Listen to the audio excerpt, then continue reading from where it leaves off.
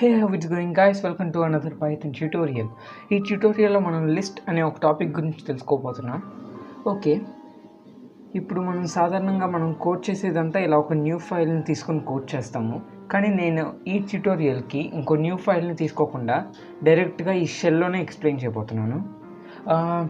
ఇది చేయడానికి కూడా ఒక కారణం ఉంది. ఇప్పుడు నార్మల్గా ఈ షెల్ని కూడా మనం చాలా సందర్భాల్లో వాడుతూనే ఉంటాం. మనం ఏదైనా ఒక ప్రాజెక్ట్ని కోడ్ చేస్తున్నప్పుడు మధ్యలో మనకి ఏమైనా డౌట్ వస్తే ఇక్కడ సింపుల్గా కోడ్ చేసుకోవచ్చు. అంటే ట్రయల్ అండ్ ఎర్రర్ లాగా ఇక్కడ వాడుకోవచ్చు మనం. ఓకే, ఇప్పుడు లిస్ట్ అనే ఒక టాపిక్ గురించి డిస్కస్ చేస్తూ ఉన్నాం కదా. ఇప్పుడు నేను ఫర్ సపోజ్ నా లిస్ట్కి ఇప్పుడు మనం కూరగాయల మార్కెట్కి వెళ్ళినప్పుడు ఏమేమి తీసుకురావాలి అలాంటి లిస్ట్ తయారు చేసుకుంటాం కదా. సేమ్ ఇది కూడా ఇట్లానే. ఇప్పుడు నేను మై లిస్ట్ ఈక్వల్స్, ఇప్పుడు మనం లిస్ట్ తయారు చేసుకోవడానికి స్క్వేర్ బ్రాకెట్స్ని వాడాలి. ఓకేనా, స్క్వేర్ బ్రాకెట్స్ని వాడి ఫస్ట్ ఎలిమెంట్ నేను 5ని ఎంటర్ చేసుకుంటున్నా. దాని తర్వాత ఇంకోటి ఎంటర్ చేసేటప్పుడు కామాతో సపరేట్ చేయాలి. ఇప్పుడు నేను జస్ట్ ర్యాండమ్ నెంబర్స్ని టైప్ చేసుకుంటూ వెళ్తా. ఓకే, ఇప్పుడు ఈ ఎలిమెంట్స్ అన్నీ నా లిస్ట్లో ఉన్నాయి. ఓకే, దీన్ని రన్ చేద్దాం. ఓకే, ఇప్పుడు నేను నా లిస్ట్ని ప్రింట్ చేస్తే ఏమవుతుందో చూద్దాం. చూసారా, మై లిస్ట్లో ఏమైతే ఎలిమెంట్స్ ఉన్నాయో సేమ్ అట్లానే స్క్వేర్ బ్రాకెట్స్లో ఆ ఎలిమెంట్స్ అన్నీ ప్రింట్ అయ్యాయి. ఓకే, ఇప్పుడు మనం ఏం చేద్దామంటే ఆ లిస్ట్లో ఇప్పుడు నేను ఇంకో లిస్ట్ తయారు చేసుకుంటున్నా. List equals 1, 2, 3. ఇప్పుడు ఈ లిస్ట్లో ఇంటీజర్స్ మాత్రమే ఉన్నాయి. ఇప్పుడు మనం స్ట్రింగ్ని కూడా యాడ్ చేసుకోవచ్చా? ఓకే, ఇప్పుడు ఆ లిస్ట్లో నేను నిక్కీ అన్న పేరుని కూడా ఎంటర్ చేశా. చూసారా, మనకేమీ ఎర్రర్ రాలేదు. నార్మల్గా C++ ఇంకా వేరే లాంగ్వేజెస్లో మన లిస్ట్స్ ఉండవు, అరేస్ ఉంటాయి. ఆ అరేస్లో ఇంటీజర్స్ని పెడితే ఇంటీజర్స్ మాత్రమే ఉండాలి, మధ్యలో స్ట్రింగ్స్ని యాడ్ చేయకూడదు. కానీ పైథాన్లో మనకి స్ట్రింగ్స్ని కూడా యాడ్ చేసుకునే ఫీచర్ ఉంది. అందుకని ఇప్పుడు అందరూ పైథాన్ నేర్చుకుంటున్నారు. ఓకే, ఇప్పుడు ఆ లిస్ట్ని ప్రింట్ చేసి చూద్దాం. చూసారా, ఎర్రర్ ఏం లేకుండా ప్రింట్ అవుతుంది. అంటే మనం ఒక లిస్ట్లో ఇంటీజర్స్తో పాటు స్ట్రింగ్స్ని కూడా దాచుకోవచ్చు. ఓకే, ఇప్పుడు కొన్ని లిస్ట్లో కొన్ని ఫంక్షన్స్ని ఎక్స్ప్లెయిన్ చేయబోతున్నాను. ఇప్పుడు నేను మై లిస్ట్ని వాడుకుంటున్నా. ఇప్పుడు మనం లిస్ట్లో కొన్ని మోడిఫికేషన్స్ చేయడం కోసం కొన్ని ఇన్బిల్ట్ ఫంక్షన్స్ని వాడచ్చు. ఓకే, మిమ్మల్ని బాగానే కన్ఫ్యూజ్ చేస్తాను. ఇప్పుడు మిమ్మల్ని ఎగ్జాంపుల్తో అర్థమయ్యేలా చేస్తాను. ఓకే, ఇప్పుడు మనం ఎంటర్ చేసుకున్న లిస్ట్ పక్కన డాట్ పెట్టి అక్కడ కొంచెంసేపు వెయిట్ చేయండి. మనకి ఇలా కొన్ని ఇన్బిల్ట్ ఫంక్షన్స్ వస్తాయి. ఓకే, ఇవన్నీ మనం వాడుకోవచ్చు. అంటే మన పనిని చాలా సింపుల్గా చేస్తాయి. ఇప్పుడు నేను ఒక్కోటి ఎక్స్ప్లెయిన్ చేస్తాను. ఇప్పుడు నేను అపెండ్ ఎక్స్ప్లెయిన్ చేస్తాను. ఇప్పుడు అపెండ్, ఇప్పుడు మై లిస్ట్ డాట్ అనగానే మనకు చాలా ఫంక్షన్స్ వస్తాయి. అందులో నేను అపెండ్ సెలెక్ట్ చేసుకున్నాను. ఇప్పుడు అపెండ్ అంటే ఏం చేస్తుంది అంటే లిస్ట్లోకి ఇంకో కొత్త ఎలిమెంట్ని యాడ్ చేస్తుంది. ఇప్పుడు అపెండ్ నేను 99. ఓకే, ఇప్పుడు లిస్ట్లోకి అపెండ్ అయ్యింది. అపెండ్ అంటేనే యాడ్ అని అర్థం ఇంగ్లీష్లో. ఇప్పుడు నేను నా లిస్ట్ని ప్రింట్ చేస్తున్నా.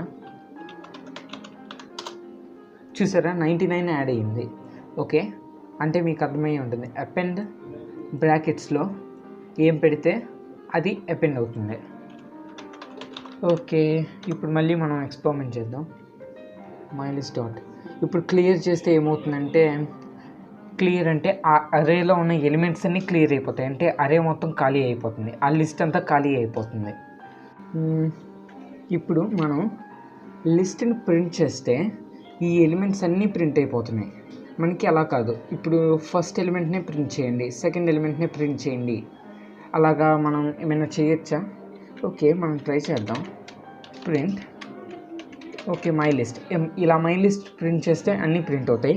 కానీ మనకి ఫస్ట్ ఎలిమెంట్ మాత్రమే ప్రింట్ అవ్వాలనుకుంటున్నాం. ఇప్పుడు దానికోసం మనం మళ్ళీ స్క్వేర్ బ్రాకెట్స్ని వాడతాము. స్క్వేర్ బ్రాకెట్స్ని వాడాక మనకి ఎన్నో ఎలిమెంట్ కావాలో ఆ ఎలిమెంట్ని ఎంటర్ చేస్తాం. ఇప్పుడు మనకు ఫస్ట్ ఎలిమెంట్ కావాలి కాబట్టి ఫస్ట్ ఎలిమెంట్ని ఎంటర్ చేస్తున్నా. ఇక్కడ ఫస్ట్ ఎలిమెంట్ని అడిగాము, కానీ ఇక్కడ మనకి సెకండ్ ఎలిమెంట్ ప్రింట్ అయ్యింది. అదేంటి? ఓకే, అది ఎందుకంటే పైథాన్ 1 నుండి కౌంట్ చేయదు, పైథాన్ 0 నుండి కౌంట్ చేస్తుంది. కావాలంటే ఇప్పుడు ప్రింట్ మై లిస్ట్ 0 ఎంటర్ చేస్తున్నా. చూసారా 5 ప్రింట్ అయింది. అంటే మీకు అర్థమయ్యే ఉంటుంది. ఇప్పుడు 0 నుండి కౌంట్ చేస్తుంది. అంటే ఇప్పుడు మై లిస్ట్లో ఇది 0, ఇది 1, ఇది 2, ఇది 3 అట్లాగనమాట. ఇప్పుడు మనకి ఇక్కడ చూస్తే ఇక్కడ 7 ఎలిమెంట్స్ ఉంటాయి, కానీ పైథాన్ లెక్కలో ఇక్కడ సిక్స్త్ ఇండెక్స్ దాకా ఎలిమెంట్ ఉంది. ఇప్పుడు మళ్ళీ మన ఎక్స్పెరిమెంటేషన్కి వెళ్ళిపోదాం. ఇప్పుడు మై లిస్ట్, మళ్ళీ ఒక లిస్ట్ పేరుని ఎంటర్ చేసి డాట్ని ఎంటర్ చేయండి. ఇక్కడ మనకి చాలా ఫంక్షన్స్ వస్తాయి. ఇందులో చాలా ఫంక్షన్స్ ఉన్నాయి. మీరు అన్నిటినీ తీరిగ్గా ఉన్నప్పుడు ట్రై చేయొచ్చు.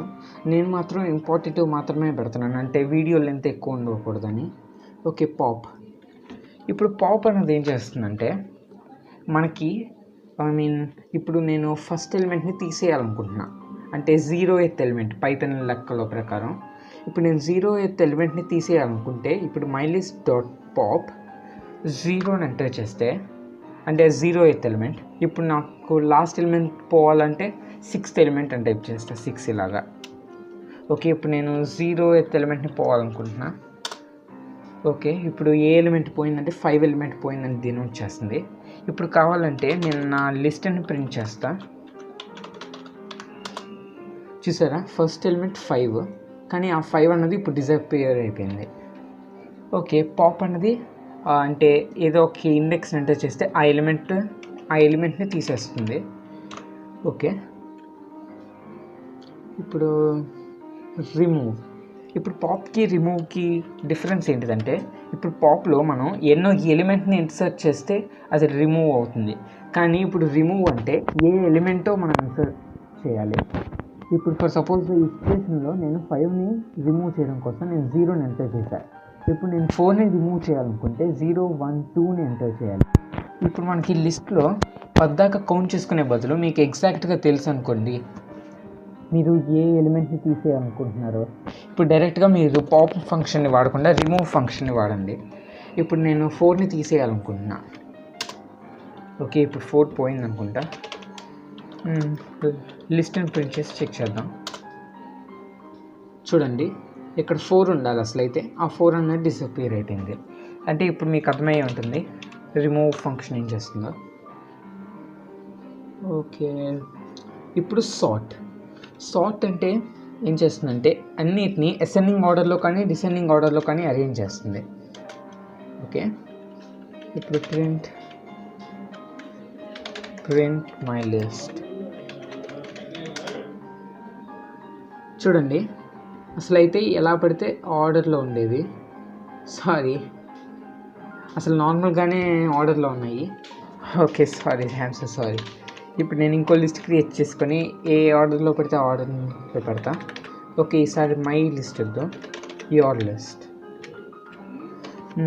5, 4, 8, 9, 7, 1. ఇప్పుడు ఇవి ఏ పడితే ఆర్డర్లో ఉన్నాయి.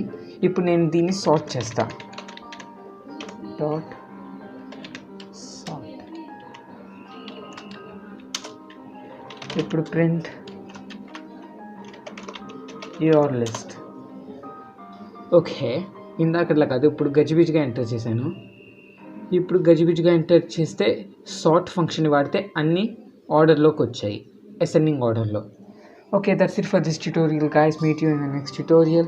I hope you liked this tutorial. Okay, మీకు కనుక నచ్చితే లైక్ చేయండి, అసలు మర్చిపోవద్దు. Bye bye.